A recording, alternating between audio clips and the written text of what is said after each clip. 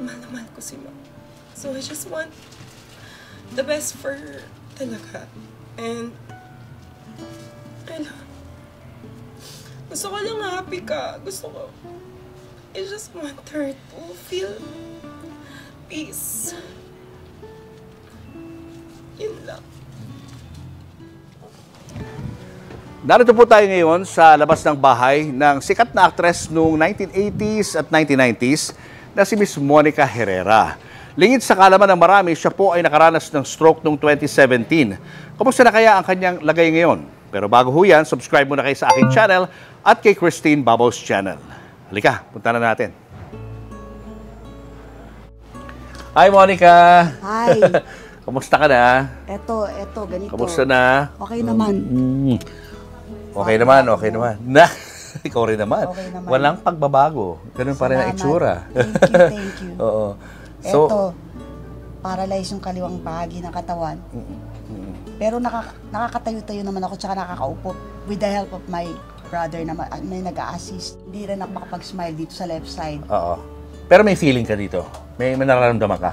Meron sa kanan nila okay naman ako. Yung left ko lang talaga, medyo konti lang. Kumbaga from 1 to 10, mga siguro nasa 6 lang o 5. Oo. Pero at least yung ano mo, no, yung speech mo, normal. Buti nga hindi ako No? kasi iba na yung stroke, hindi makapagsalita. Oo. Buti nga, okay, kaso medyo mabilis lang ako magsalita. Okay lang. Yung naging difference nun. Oo. Tsaka bumaba yung boses ko.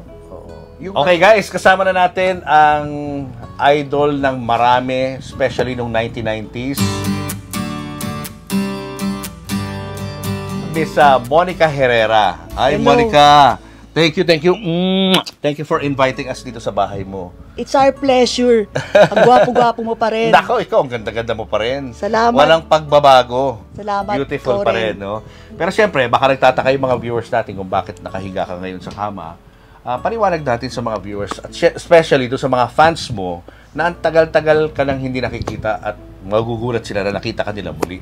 Ano ba nangyari sa'yo? Yun nga, nung June 4, 2017, na-stroke ako, na-paralyze yung left side ng body ko. Ito lang left side. Bali kasi, nangyari kasi sa akin, noon tumaba kasi ako ng more than 200 plus pounds, hindi mo ako makikilala. As in talaga, ang laki-laki ko. Tapos noon, ano pa ako yung, nahilig ako maglalabas. Gumimi kasama yung mga friends, natutong uminom. Yun, mga bad habits. Delikado po maging ganon. Para aware po tayo lahat na yun yung nag-umpisa kaya ako nagkaganito. High blood pressure, cholesterol. Kumakain ako ng mga bawal na pagkain. Like yung mga matataba, anything na bawal. Lalo na yung mga street foods, hilig-hilig ko sa mga ganyan. Stress. Yon, bigla na lang, nung natutulog ako, biglang narinig kasi ako ng anak ko na umuungol ako. Pagtingin niya sa akin, parang tumatabingin na daw yung mukha ko. Yung pala, na-stroke na pala ako noon. June 4 yun, 2017. Pagtayo, nung tinatayo na ako, hindi ako makatayo, basang-basa na ako. Naihi na pala ako sa ano ko, sa Habang ano ko. natutulog. Habang natutulog. Tapos noon, nag-poop na rin ako. Ganun nangyari. Ganun pala yun, hindi ko alam. Kahit tulog, nangyayari yung stroke. Kasi narinig kasi nakakaiba na yung ungol ko daw. Parang iba na yung ungol ko. Pagtingin, gumagano na ako. Sabi ko, ano yun? Tapos gumagano na ako, tumatabingin na yung mukha ko. Tapos nung tinayo na ako ng anak ko, bumagsak ako kasi hindi na, yung pala umihina na yung dito ko, yung left side ng body ko. Tapos nung tinakbo na ako sa hospital. Bari 1 week akong nasa ICU. Tapos 1 month ako nagstay sa hospital. Ito na yun. Hanggang ngayon, hindi mo pa rin magalaw to? Hindi pa rin. Kahit tinitherapy na yan. Ano pang parts ng katawan mo hindi mo nagagalaw? Both legs. Itong left side ko lang, itong left side. Itong buo Buong to. left side. Pero yung kanan, kayang-kaya lahat. Sa face mo, itong left. Left din, kaya hindi ako makapag-smile. Kaya ganun. Pero nagagalaw mo pa rin yung mata mo, nakakatingin ka sa akin, di ba? Eto, hirap na. Kagaya pag nag-aayos, hirap na medyo, ano na rin siya, medyo ano na rin. Medyo ano na rin siya, parang. Pero may nakikita ka dyan sa matang yan? Nakikita, pero nararamdaman ko dito, manhid. Manhid. Manhid siya talaga. Kahit pag hinawakan, manhid siya talaga. Bakit hindi nanumbalik sa dati? Hindi nakuha sa therapy, sa gamot? Kasi yung tinitherapy pa lang sa akin, yung kamay ko tsaka paa ko. Oo. Sabi ko, unahin muna yung kamay tsaka paa. And the rest naman daw, madali na naman daw sa mukha. Pero although nag-exercise na rin ako, mga facial exercises ginagawa ko. Ano yung reason kung bakit naging ganun yung lifestyle mo? Is it because depressed ka ba nung time na yon or unhappy ka sa buhay mo kaya Yes, lahat medyo. ginagawa mo? Yes, yun na yun. Siguro, part of it is depression din. Oo. Kasi yun na nga, nag-iwalay kami ni Jeric. Si Jeric. Yung stroke na yan, nangyari yan after kayo maghiwalay ni Jeric o after kayo maghiwalay ng Australian? Hindi. After pa nung medyo matagal na, meron pa ako naging boyfriend, si Jerome. Puro J. Oo nga, no? Ano ba yan? Ay, kaya, buti na lang, taken ka na, joke. Joke lang, Pag ako naging boyfriend mo, hindi mangyayari sa'yo yan. Ay, salamat. Anyway. Ay, Tintin. Joke lang yun, Joke lang. Anyway, so may isa pa, no? Malas yata sa akin, letter J. So, after nun, nung naging boyfriend mo yun, doon nangyari yan? Siguro mga after 12 years pa. Yun na yung start ng paglalabas ko, pag-gimmick, yun na nga. Bakit? Bakit mo ginagawa yun?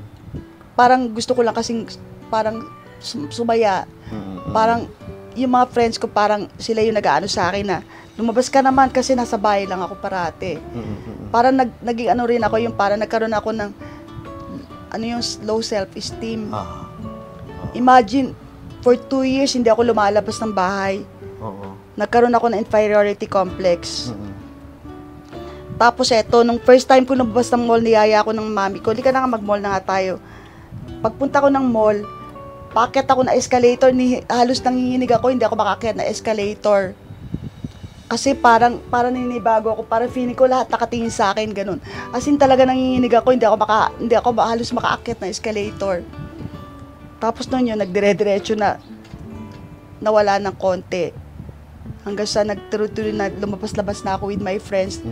Para nag-enjoy na ako. Sumobra naman pag-enjoy ko. Natuto naman uminom. Gumimik ng gumimik, puyat ng puyat. Ayun. Pagpasensya ng bilis ko yata magsalita. Okay lang. Medyo, naiintindihan ka namin. So, kumbaga, nag-enjoy ka lang sa buhay mo, bahala na kung ano mangyayari. Parang gano'n. yun nga, parang hindi ko na iniisip yung health ko. Yun yung masama na, parang nag-anula ako na, iniisip ko na wala namang mangyayari sa akin, okay ako na. Parang hindi ako nagpapa-check up, yun, isa pa yun. Never ako nagpa-check up. Hindi ko iniisip na meron pala kami history ng diabetes ng family ko. Wala ka maintenance. Wala, hindi ako nagme-maintenance. Kasi iniisip ko okay nga ako, iniisip ko healthy ako.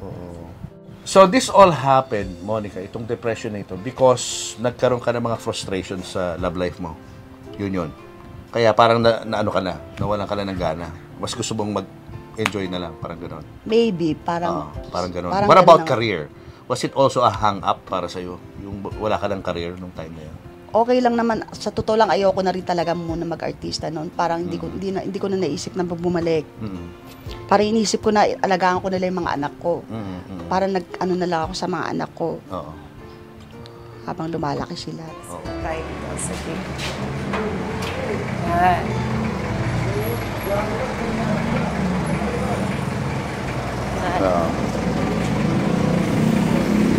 Nakikita niyo po.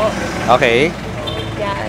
So, where are we? Ano to? We're here sa, tawag dito is yung MRH building ni Mama. MRH meaning Monica R. Herrera. Building. Building, yes. Kailan niya nabili yung building na to? It was 2008 nung 2008. nag-move kami dito. 2008. So, siguro, di ko na alam kasi bata pa kasi kami noon time. So, itong buong building na to, siya may-ari? Yes. Wow! And 6 units are being rented here. So, para dun na rin siya kami yung income. So, kahit na may sakit si mami mo, yung income tuloy-tuloy, Yes. no? Oo. Dahil dito sa investment na to. That's good. Kahit wala na siya sa showbiz. Yes. Okay. Tsaka, ano tawag ito, yung after yung hindi na siya nag-aartista, para naghanap siya ng way para magkaroon ng income. Tapos, at that time, nagsischool na rin kasi kami. Kaya, syempre, kailangan din yun na Tama. to pay for the bills and everything. And dami namin din. Yeah. Diyan na rin kayo nakatira sa Yes, dyan kami. Yung kapatid, kami magkakapatid. Ilan bali nagre-rent ngayon? 6. 6 na tenants? Yes. Okay. Alright. Sige, ikutin natin. Let's go. So, nabili to ni mama mo, tapos na yung building. O siya nagpagawa? Pinagawa. Pinagawa niya. Ay, ayun yung... Ayan na, dito yung mga... Ayan. Ayun. So, andito, yung mga poster nila.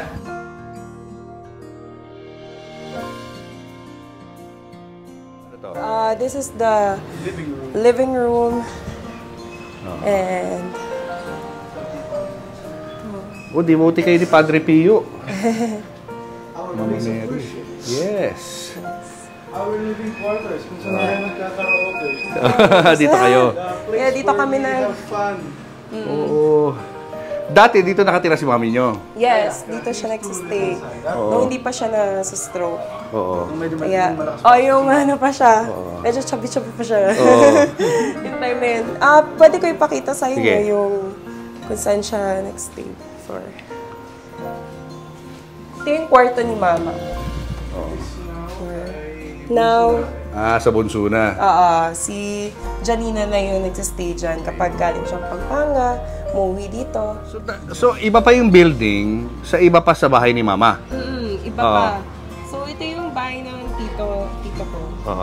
Na ginawang na lang muna ni Mama since mas accessible para sa kanya kapag may emergency. Pag kailangan niyang pumunta ng hospital, mabilis siyang may convenient para sa kanya. So, siya na siya kaya. Ginawan namin siya ng sarili niyang place, area, para stay. Backtrack lang tayo, Monica, doon sa simula ng career mo sa showbiz. Paano ka ba napasok sa showbiz? Ano ba yung mga una mong project na ginawa para ma-discover ka doon? Nag-umpisa kasi ako as modeling, ramp model. Tapos nung nagra-ramp modeling ako, na-discover ako ni Mama Rene Salud. Naging Miss Holy Child kasi ako ng school ko dito. Nung naging Miss Holy Child ako, gusto ng directress na magpagawa daw ako ng magandang gown para sa Santa Cruzan. Tapos, naisip ko na pinakamagaling gumawa ng gown si Rene Salud. So, nagpunta kami nung kay Mama Rene Salud. Pagpunta namin ng mami ko, nakita ni Mama Rene Salud ako. Ay, Madir, anak niyo po ba yan? Ano bang ginawa niyo po sa mukha niya? Bakit parang sinuntok daw yung mukha ko kasi ang kapal-kapal. Siyempre, Mama Rene Salud. Kapal na makeup? Kapal na makeup para daw akong binugbog. Kasi gusto ko maging presentable. Gusto ni mami ko na...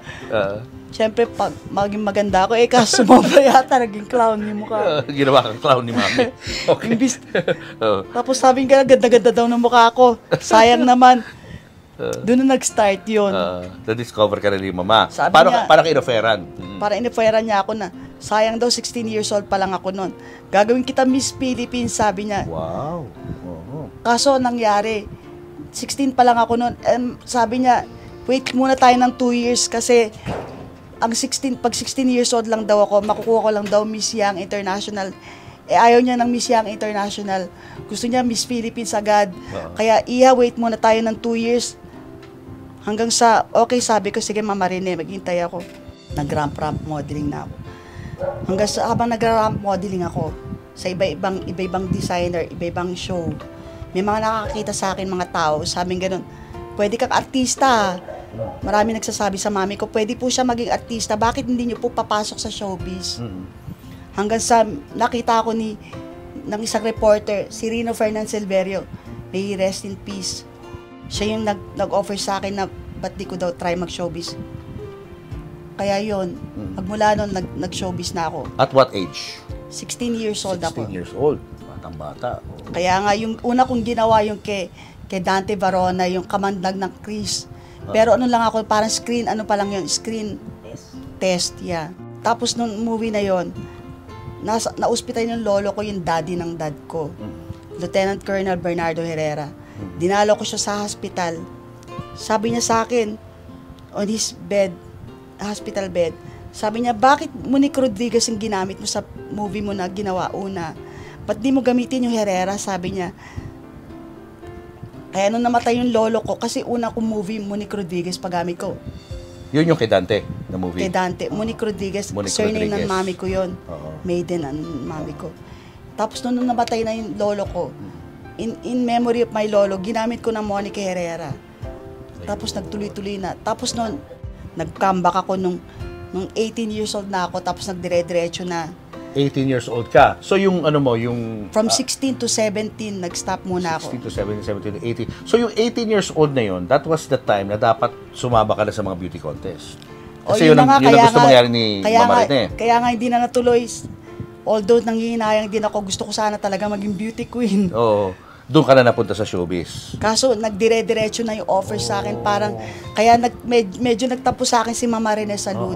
Sabi niya, ako una nakaano sa ginugroom kita to be beauty queen. Kaya medyo tampo sa akin yun. Hi Mama Rene, peace na tayo. Nakalimutan niya na siguro yun. Tagal na yun sa bagay. Tapos may offers ka na. May offers na ako. Nagdire-diretso na yung career ko. Ano yung movie na naging hit nung nag-artista ka? Siguro yung kay Jerry Crabal yung na. Yun na. Doon na. Doon. Paano kayo nagkakilala ni Jeric? Yun na. Sabi ko na nga ba, tatanong mo yun sa akin. Siyempre, di maiiwasan. Kaya kahapon, tinext ko siya. Sabi ko, baka tanungin kasi ko ni Julius Babaw, paano ba tayo nag-meet? Sorry kasi hindi ko na matandaan. Sabi ko sa kanya. Tapos ito pa nga yung text niya. Ano sabi ni Jeric? Sabi niya, sabi mong ganon, nag-meet tayo dun kay Dennis Adobas. Yung reporter na. Yung reporter na si Dennis Adobas. Kilala ko yun, si Dennis. May ka-date ako nung nanliligaw sa akin. Ayoko na mention yung name niya. Bali, nung dumating ako doon sa party, nakita ko ni Jeric, nilapitan niya ako agad. Kasi matagal na daw niya akong crush. Kasi lumalabas ka na sa mga movies noon. Hindi pa kayo magka-partner. Hindi pa. Bali, doon kami una nag-meet. Tapos din, nung nakita niya ako, inihingi niya yung beeper number ko. Beeper pa nung time na yun.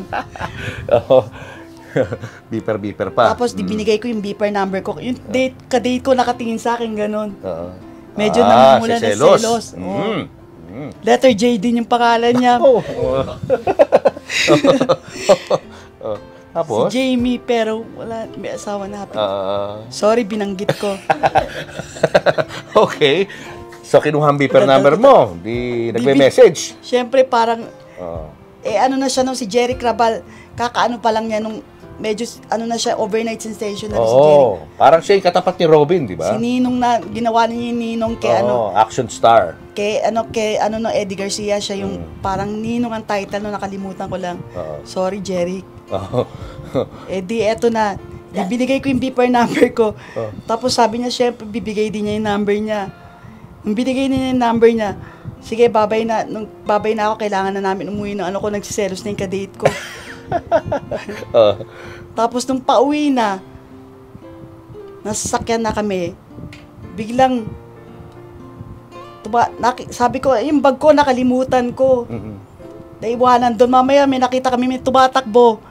Action star, si Jerry Crabal, hinahabol yung bag ko. Gentleman, Inahabol niya, sabi niya, yung bag mo, nakalimutan mo, di yung kadate ko lalong. Hindi na patingin.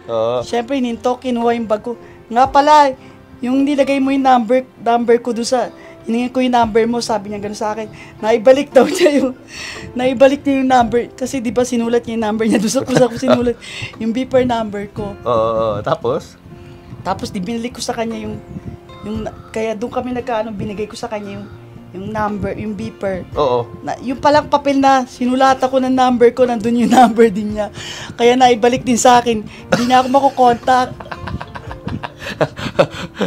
Tapos? Yun yung comedy doon. Comedy, tapos, parang pelikula no? Kasi awkward, di ba? Yung kadate niya, yun ang... Eto na nga. Habang nangyayari lahat to, di ba? Eto na nga, nung paalis na kami nung kadate ko. Eto na, beep, beep, beep. Nag-beep na si Jeric. Grabe. Sabi nga, si Jeric yan, no? Sabi niya, sabi ko, sino pa ba? Nako, patay na. Tapos sabi niya gano'n. Di parang sinabi niya na nakita ko lang daw si Jeric. Oo. Parang Nawala ka na sa sarili. hanggang beep ng beep, walang tigil hanggang sa nakauwi na kami. Sabi niya, ingat ka. Masaya daw siya nakilala daw niya ako. Crush daw niya ako noon pa. Paulit-ulit ha. Pero nung time na yan, wala kang naging boyfriend pa? Wala. Wala pa? Strict ang parents. Strict ang parents. So, bantay Lalo ka na talaga daddy ni Mami. ko. Oo. Daddy kong pinaka-strict. Oo. So, paano move to the next level yung pagpapakyut ni Jeric sa'yo? Eto na nga, si Jeric, di nag-beep na naman. Sabi, saan ka ba ngayon? Sabi ko, meron akong press con. Saan yung press con mo dito sa ganito? Eto nga nangyari, isa pang comedy. Pagbaba namin ng mami ko, lumapit ang Jeric. Bakit ngayon ka lang? Kanina pa ako naghihintay dito, ganun kagad ang bunga dyan. Siyempre, mami ko, lumaki mata. Sino ba yan? Bakit parang kala mo boyfriend ko na yung dating niya? Sorry, Jeric. Kanina pa kaya ako naghihintay dito. Kasi sinabi ko kung nasan ako, yung press con ko. Nauna pa pala siya dumating kaysa sa akin. Mali yung oras. Hindi, inunahan niya na siguro ako. Gustong-gusto niya talaga akong makita. Tapos? Tapos noon yun na, siyempre mami ko natatarayan, antipatikuhan. Although una pa lang, medyo na si mami ko kay Jeric talaga, hindi niya masyadong Tapos doon, masipag manligaw masugid talaga. Tsaka medyo ko na rin kasi siya, nakagusto na rin kasi ako sa kanya. Dahil, anong meron sa kanya? Siguro yung appeal niya. Gwapo kasi. Tsaka mukhang mabait naman talaga si Jeric. Bad boy image lang, lang image niya, action star, pero mabait. Pag nakita mo naman, siguro na-meet mo naman siya. Oo, nag-guess ko yan. Mga 2 months ago. Sobrang maamo yung mukha niya. Gwapo. Gwapo pa rin hanggang ngayon ha, in fairness. In fairness, gwapo pa rin siya. Hindi tumatanda. Actually, yung sister ko nagsabi, ate, sige na, sagutin mo na kung okay naman si Jeric. Hanggang sa nung kumain kami sa labas, bumili kami donut noon. Bago pa kumain ng donut, ginanong ko yung donut sa kanya. Oo. Wow! Parang sa movie. So, doon nag-propose siya doon, nung habang kumakain kayo ng donut? Sabi niya gano'n, sagutin ko na daw siya. Sabi ng sister ko, parang yung sister ko nag-aano sa akin na, ate, sige na, sagutin mo na, parang inaano ako na, kasi gusto na siya ng sister ko eh. Ako naman parang, sige na nga. Pinagbigyan mo na. Pero syempre may feelings ka na talaga. Meron naman. So, anong ginawa niya nung sinabi mo oo? Paano siya nag-react? Syempre, tuwang-tuwa siya. Tapos nung nagde-date na kami, to cut it short, ayoko pa makipag-holding hands nun kasi hindi pa ako sanay. Sabi niya, bakit kinahiya ako daw ba siya? Sabi ko, syempre, first boyfriend, hindi ako sanay. Ilan taong ka niyan? Magna-19 na pala ako nun. Hindi kami nag-holding hands nun. Pero, sige na, sabi niya gano'n, parang kinakaya ako daw siya hanggang sa, sige na, pumayag na ako. Kasi medyo pa ako, alam mo yung pag first time mong boyfriend. Siyempre, hindi mo alam kung paano ka magre-react, di ba? Hindi ka sanay. Oo. Yung first kiss, paano yung first kiss? Sa yun, nung nag-date kami, nung kami na lang dalawa, wala na yung sister ko. Una kasi may chaperone pa. Si Mami ba sumasama sa mga date nyo? Hindi Hindi. Yung kapatid ko lang. Iyak si Mami. Bakit kayo umiiyak dalawa dyan, ha? Natatawa kasi kami. Dahil? First time namin kasi marinig yung story ni Mama. Hindi nyo alam to. Tinago niya yan. Tinago sa inyo, ha? Pati yung kasi nga, nagde-date eh. Di ba? Mahigpit ako eh. Sobrang higpit. Super higpit ni Mami. Kaya siguro nagawa nila itago from us. Ay, from Mami. Wala ka pa doon eh. Wala ka pa, hindi ka pa nagagawa. Ngayon ko lang kasi nalaman. Love story ng Mami at Daddy mo to. Ikaw. Ako, even when they're going to disco, nandun ako sa disco. Natutulog. Basta nandun siya. Pero hindi ko nga alam yung istorya niyon. Sabi ko nga kahit anong higpit mo, they will find a way. Of course. Yeah, Alam mo yun, syempre nagtaka rin sa ganun, hindi ko alam na magagawa. Kasi alam ko kasi na takot sila sa akin. Lahat sila. Talaga mahigpit ako. Sobra. Pati daddy niya, sobra. Hindi ko alam na magagawa. So ngayon ba, galit ka pa? Dahil ngayon mo na nalaman? Hindi na. Makapagalitan mo to, ha? Tsaka magaganda yung apo ko eh. Okay na. So balik tayo doon sa kwento, ha? Tingnan mo itsura niya noon, oh. Those were the days of wine and rose. Oh. Phoebe Cates, no? Phoebe Cates look alike yung ngiti, ha? Ngayon, ganda ng ngiti. Ngayon mukhang cakes na lang. Hindi naman. Ano ka ba? Ng sweets.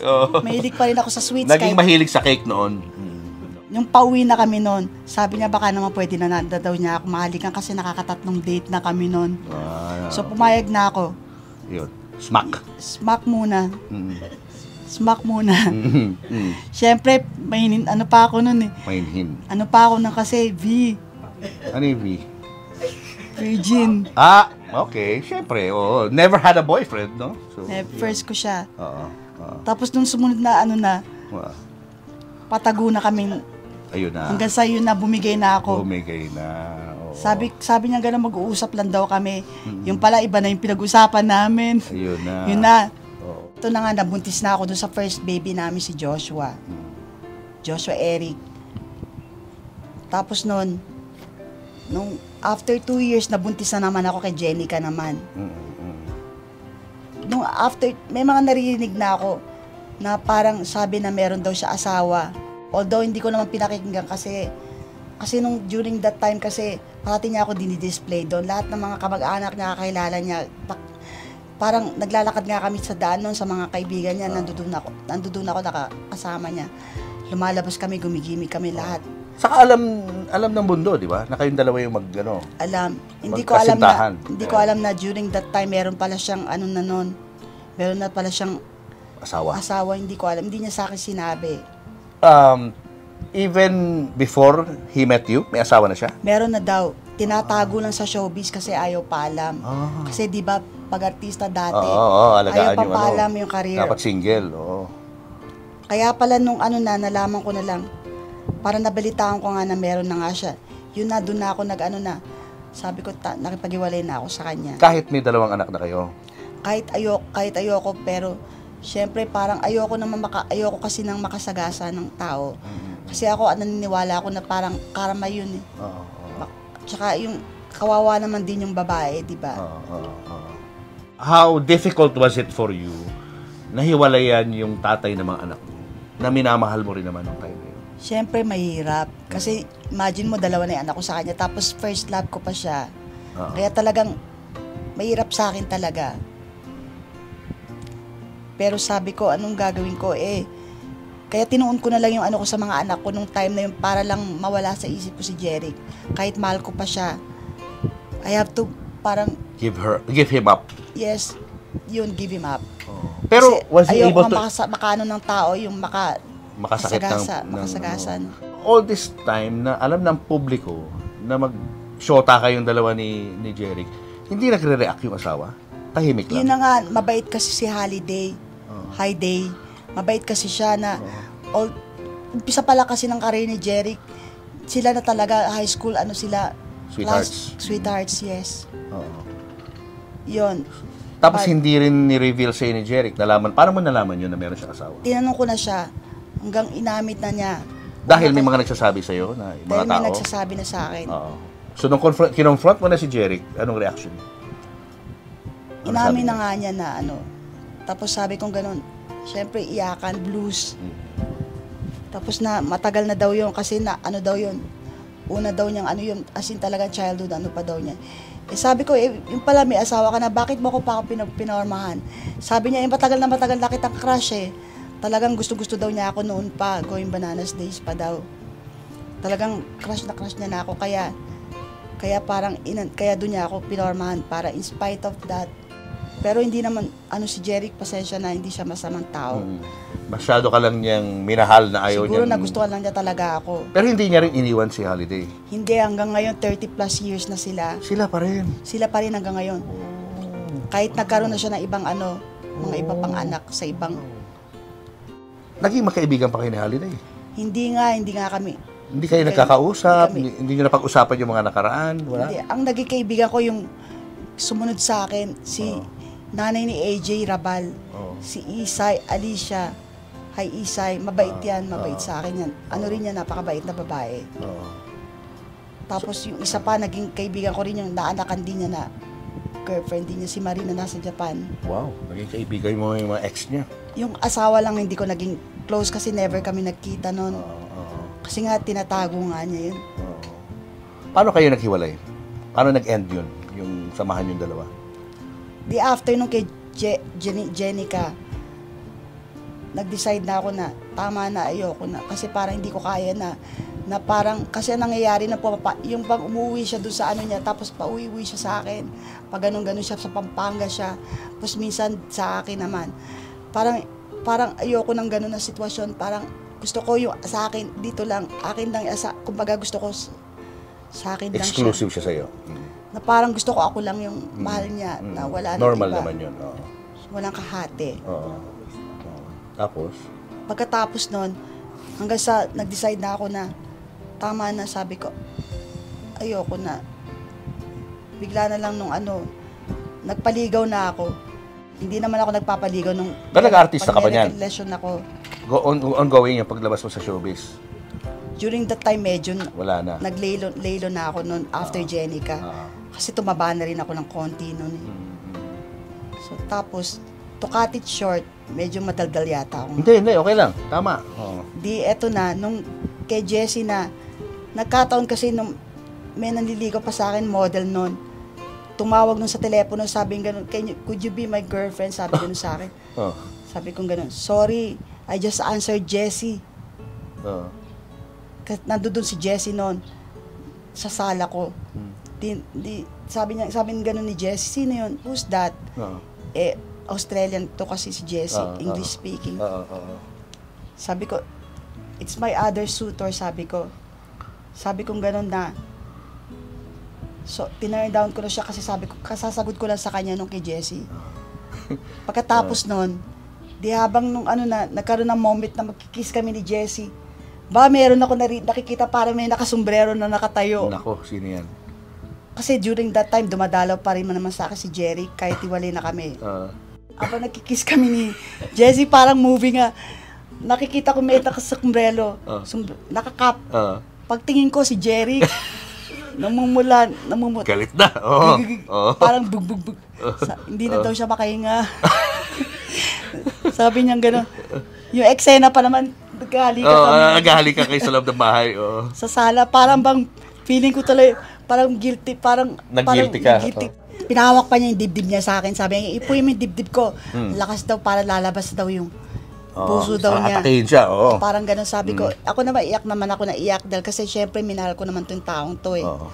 Kaso wala na akong magagawa dahil na-in-love na rin ako uli. Tsaka parang I have to move on. Kahit masakit sa kanya, nasaktan din naman ako eh. So pareho lang kami. Quits lang, joke. So naghiwalay na kayo? Tiranggap niya na? No choice siya? Pumunta na ako na Australia, doon na ako tumira. Ayun. And then we had a child doon sa Jessie, sa husband ko. Nagpakasal muna kami dito sa Pilipinas ni Jessie. Kasal kayo? Kinasal ako sa kanya kay Jessie. Tapos nung we moved to Australia, doon kami sa Sydney, sa bahay nila doon. And then we had a child, si Marlon Jessie. I miss you, son. Nandun siya ngayon sa Australia. Hope to see you again. Ilan taon na? He's actually, na ngayon, 28 years old. Pero during that time, nakipag-iwalay kasi ako kay Jessie nung nag-iwalay na kami after 3 years. Bumalik ako ng Pilipinas. Iniwanan ko sa kanya si Marlon, baby pa, kasi hindi ko pa kaya iuwi nga. When was the last time you saw Marlon? Hindi pala, inuwi ko muna pala si Marlon. Inuwi mo. Baby pa si Marlon yun, siguro mga 2 years old lang. Tapos noon, panay ni Jessie sa akin na makipagbalikan daw ako sa kanya. Parang ayoko na, basta hindi naging maganda na yung relasyon namin nung time na yun. Kaya I decided to go back to the Philippines. Ayoko na kwento kung bakit. Kasi medyo personal na talaga. Pero si baby kasama mo sa Pilipinas? Si baby inuwi ko, si Marlon. Tapos nung pag-uwi ko kay Marlon, di pa na pa rin sa akin ni Jessie na overseas call na sana daw mapatawad ko daw siya na I hope I could go back again with him. Balikan daw kami. Ako naman I decided na hindi na, palalakin ko na lang si Marlon with the rest of my children. Until finally, tumawag siya na his dad is dying of cancer. he wants to see me daw. Last ano daw ng dad niya is to see me and yung apo daw niya, si Marlon. So si Marlon pinauwi ko, pinakuha ko sa kanya. Kahit ayoko, pinagbigyan ko na the last request ng daddy niya. Hanggang sa pag-uwi ni Marlon doon, hindi na sa akin binalik. So yun, medyo doon na nag-settle si Marlon, doon okay na nag-aral. Doon na nag-aral. Hindi mo pinaglaban?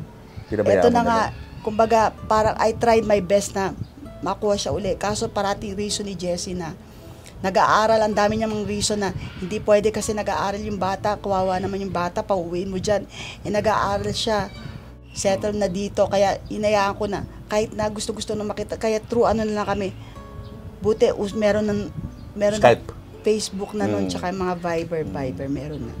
So, constant naman yung ano nyo, yung pag-uusap nyo ni Updated naman ako kay Marlon. Alam niya na ikaw ang nanay niya? Alam niya, nagpapadala nga ako ng mga balikbayan boxes sa kanya.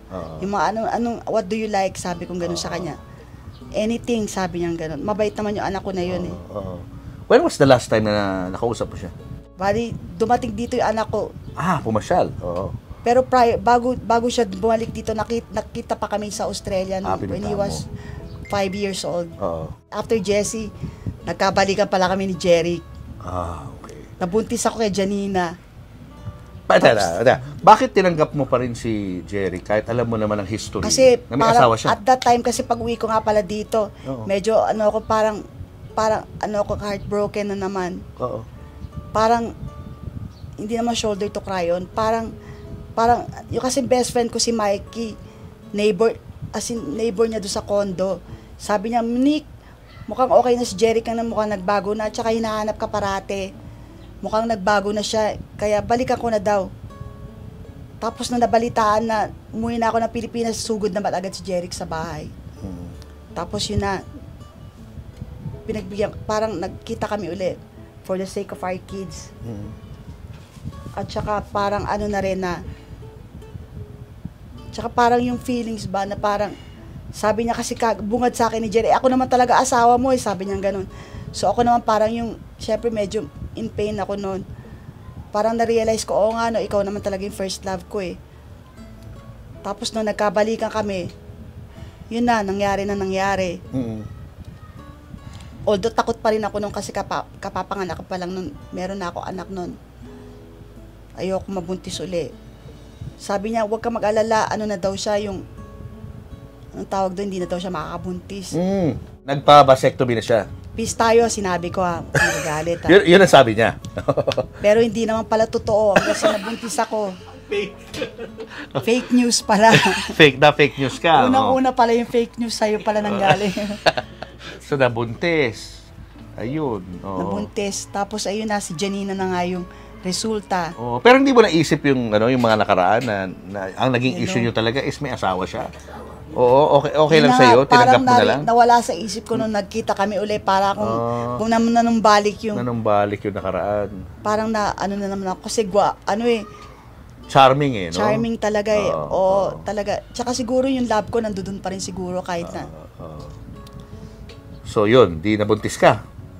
Tapos after giving birth, yung mga naririnig na ako, may mga iba na naman siya mga hanggang sa na-realize ko na tama na, tigilan na natin to, okay na to. Di na kayo uli nag-usap ni Jeric? After noon, di na.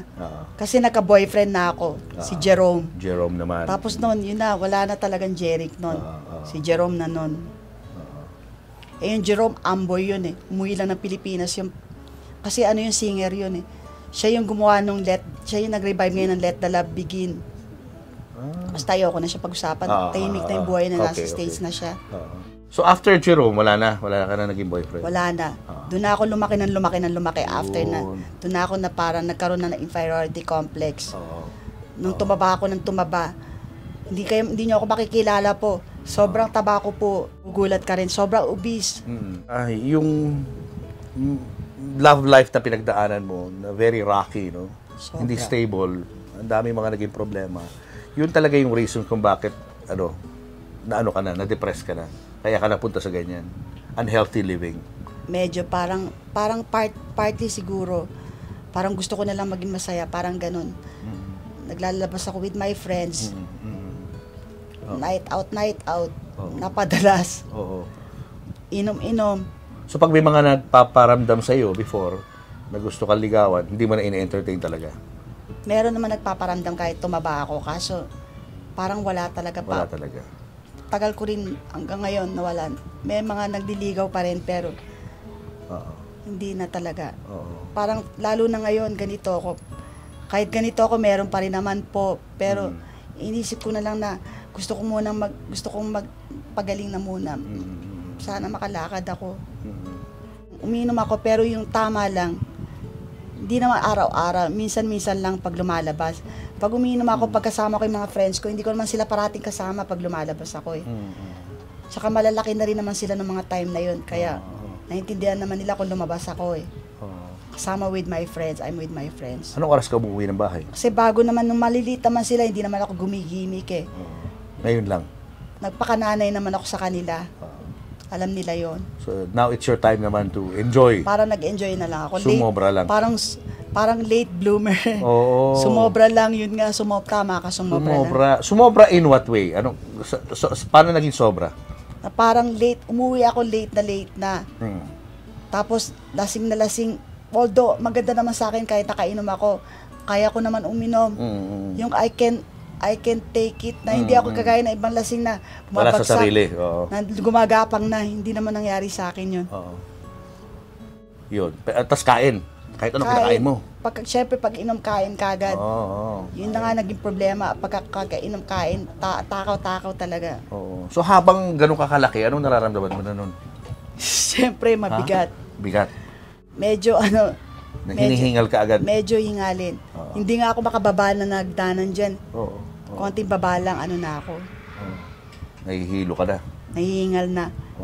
Pero tuloy pa rin ang labas. Pero hindi ko na nga inisip yung health ko. Wala na health. Talagang para inisip enjoy ko na lang, no? Para hindi ko na inisip na may mangyayari na hindi maganda yung kaya ng pag-inom ko. So bago ka na-stroke, meron ka na bang nararamdaman nun? Yun nga, ang unang ko nung sabi ko, parang hinihingal na ako madalas. Parang nahihirapan na akong huminga. Parang feeling ko na bumibigat na yung katawan ko. Tapos yung parati yung hilik ko, iba na. Parang masyado ng, iba na yung hilik ko, maingay na masyado na parang, pag may ganun-ganun na. Umahagod ka na. Yung pala yun, sign na rin pala yun na hindi ko alam. Dumating na yung time na narinig ako na anak ko na umuungol na daw ako. Para ano pa ako, ano ba nangyayari sa akin? Hindi ko pa, parang ano ba yun? Tapos biglang naramdaman ko na, slurry na yung salita ko, parang blurry, So, nung nakasurvive ka dun sa stroke na yun, ano yung mga first na na naging problema mo?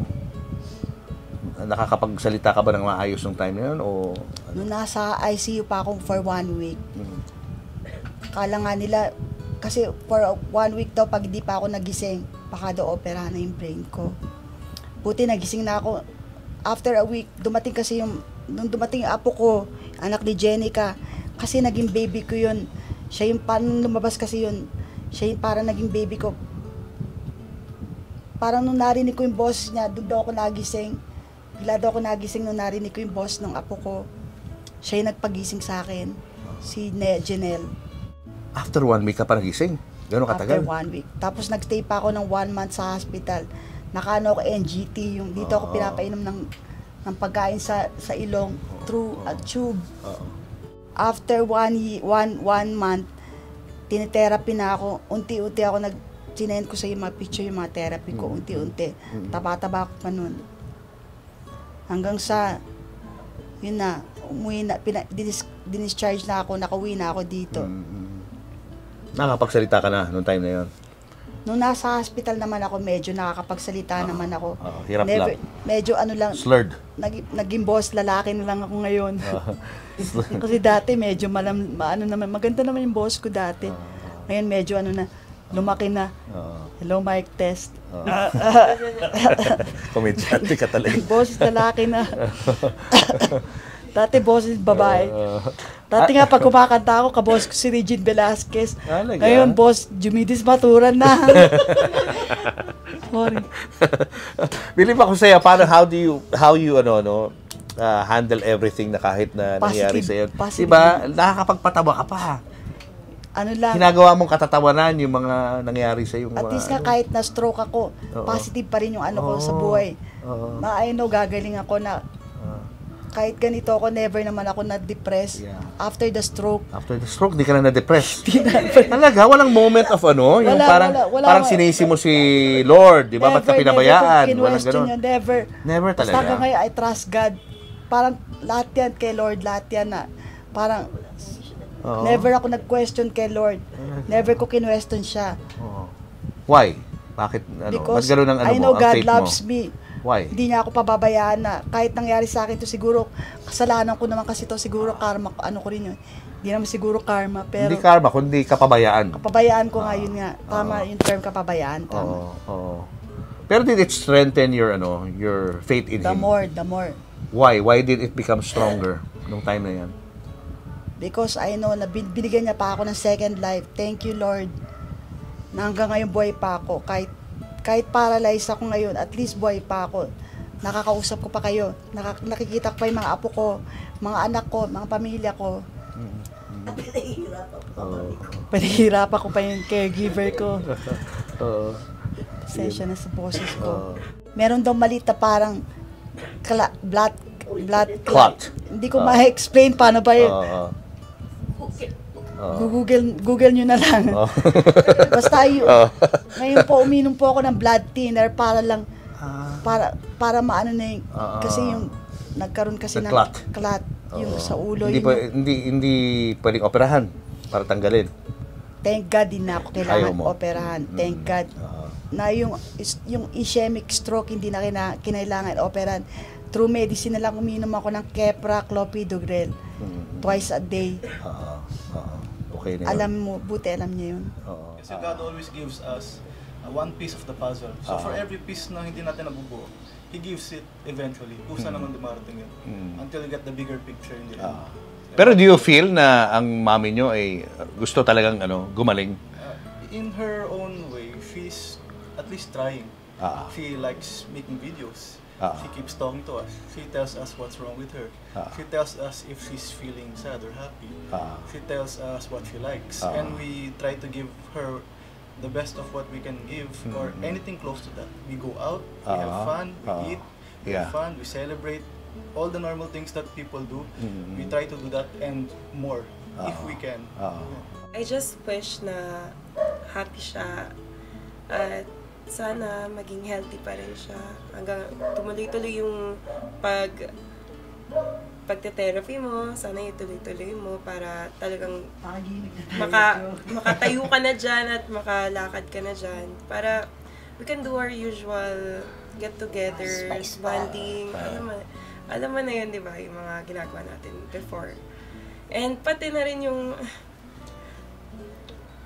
mga apo mo. Sila Nel. Siya taga-alaga nila.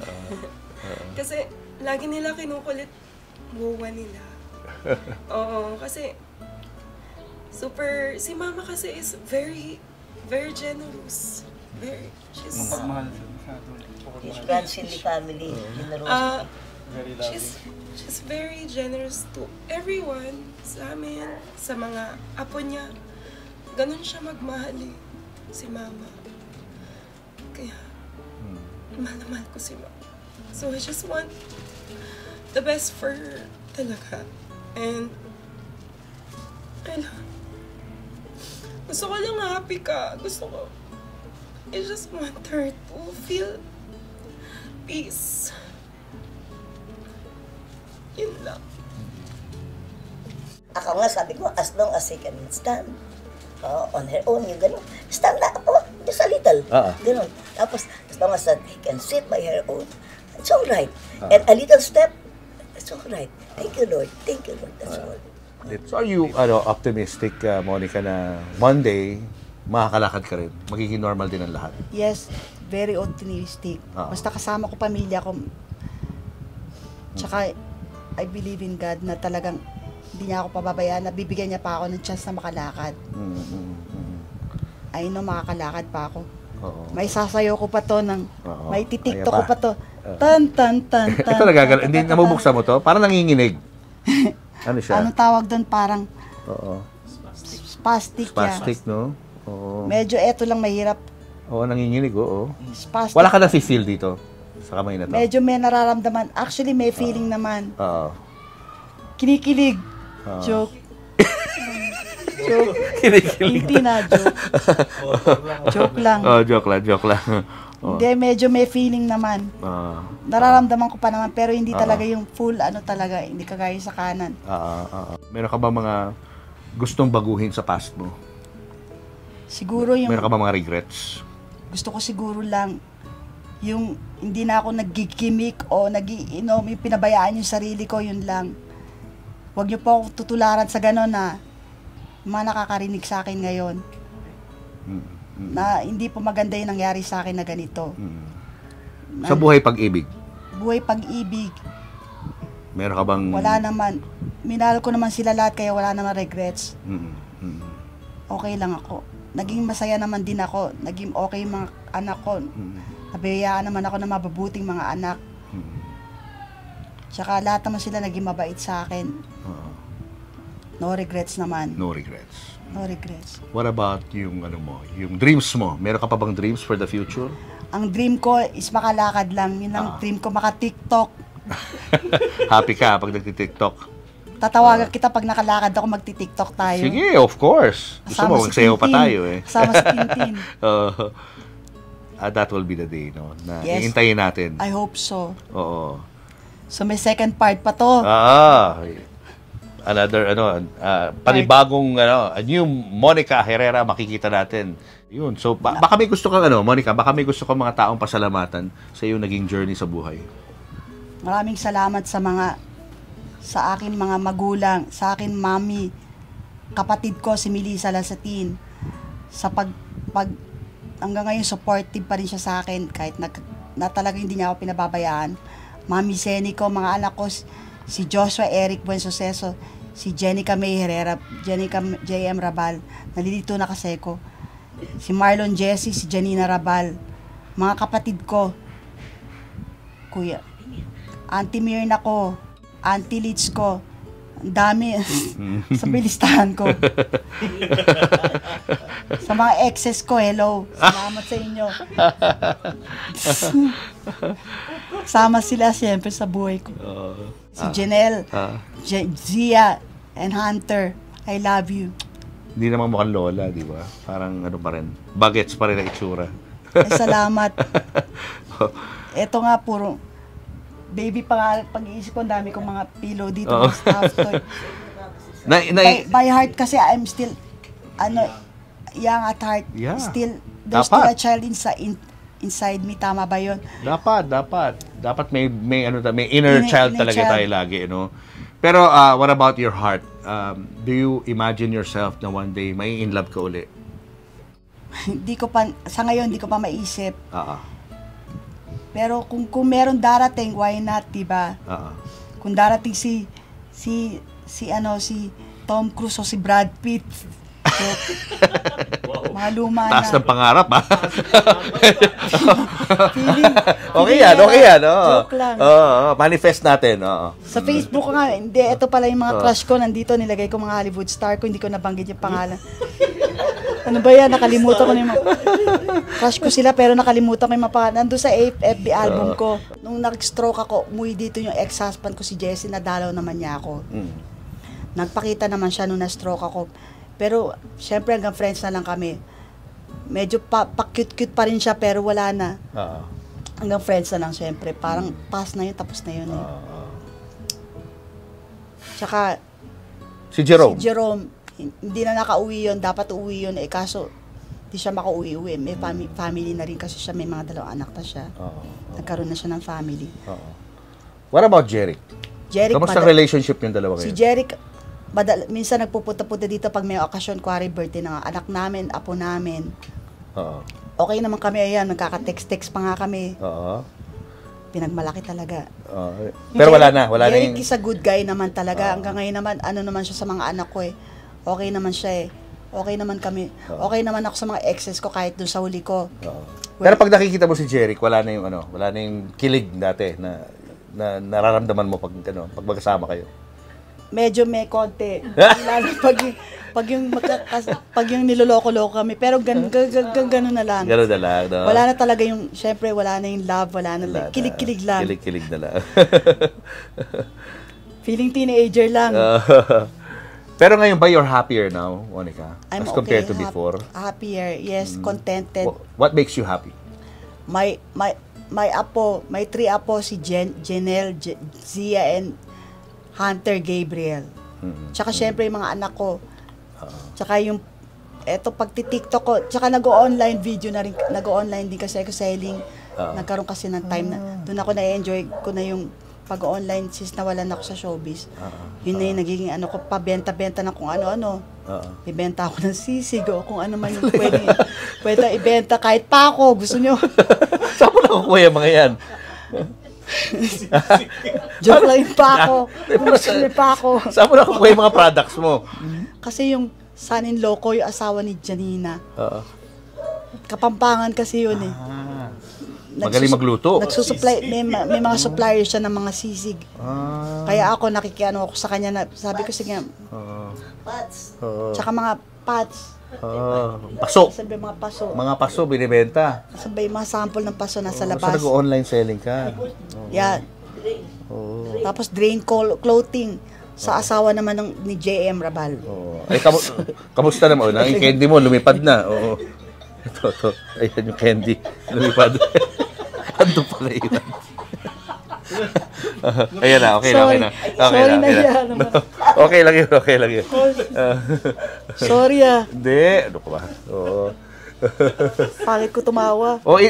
Paano kanila mapapanood ng mga viewers natin? Sa kanila pwede i-follow? Gusto ko muna, panoorin niyo po yung vlog ni Julius Babaw Unplugged sa YouTube channel. Yes. Panoorin niyo po. Ako kasi, meron ako fan page sa Facebook, Monica Herrera. Tsaka TikTok, meron din ako Instagram. Pina-follow din kita sa Instagram. Wow, thank you. Christine. Follow ka namin. Paluin niyo ako. Hindi, follow ka namin. Hindi paluin. Follow. Sorry, medyo corny lang talaga ako. Ganyan talaga ako. 80s na 80s yung mga joke mo. Siguro komedyante ako. Dapat mga araw dapat. Going bananas di ba? Comedy. Nakawa siguro kay Tito Vic and Joey, nakasama ko rin yan. Ilang movies na nagawa mo? Siguro almost 50. Hindi ko na masabi ngayon. Google nyo na lang, ang dami. Dami, 50 movies ha. Anong pinaka-favorite movie mo na nagawa? Siyempre yung kay Jerry. Ano yun? Yung una namin pinagsamahan yung Buboy Salonga. Bakit? Ba't yun ang favorite mo? Doon kami kasi yung, siyempre kami na nun. First namin ng being mag-boyfriend, girlfriend. Actually, una nakahalik sa akin si Joey De Leon. Si Joey? Si Boss Joey? Paano? Ay, Joey, ikaw. Nung pictorial kasi namin, nagpipictorial kami nun. Sabi niya, kukunan kita, biglang. Tingin ka sa akin, pagtingin ko doon sa kanya, biglang. Salbay ka. Naughty si Boss Joey, Kaya siya daw yung first kiss ko, sabi niya. Si Joey lang talaga. Bilis talaga. Naku, Monica, dami naming natutunan, dami naming nalaman sa buhay mo na I'm sure yung mga fans mo hindi alam yun. Sobrang makulay ang buhay ko. Sana naman nagustuhan niyo po yung naikwento ko sa inyo. At maraming salamat sa iyo. Thank you rin for trusting us sa story mo na to. Anytime. Saka ang dami mo na-inspire ng mga may pinagdadaanan sa buhay. Sana nga. Please watch Julius Babaw Unplugged YouTube channel. At sabi mo nga, may part 2 pa ito kapag... Part 2. Yan. Okay na uli si Monica. Yes, magsasayaw tayo. TikTok. Excited na ako Gawin natin yan TikTok, kahit gigimik tayo joke. Yun, bawal Bawal na gumimik. Bawal na. Clean living na, no? Clean Good living na. na. Joke lang. Thank you.